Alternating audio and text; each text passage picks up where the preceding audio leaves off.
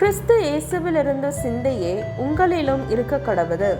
பிலிப்பியர் 2ஆம் அதிகாரம் வசனம் 5. மனிதனுக்கு பிரச்சனையாக வருவது வெளியிலிருந்தோ மற்றவர்களாலோ என்பதை விட அவன் இருதயத்திலிருந்தும் மனதிலிருந்தும் உள்ளத்திலிருந்தும் வரும் எண்ணங்களும் யோசனைகளும் சிந்தைகளுமே.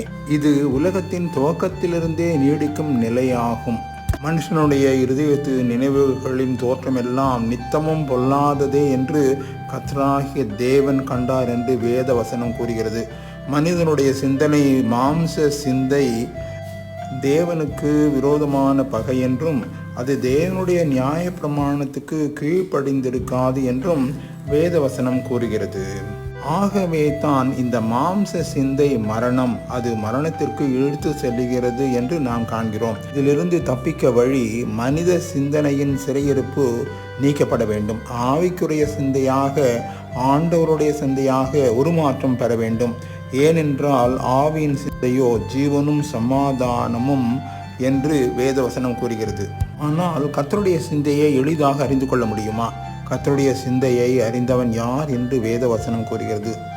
ஆனால் மாற்றம் பெற சிந்தையிலே புதிதாய் பிறக்க ஆண்டவராகிய இயேசு கிறிஸ்துவே நம்மிடம் வந்தார்.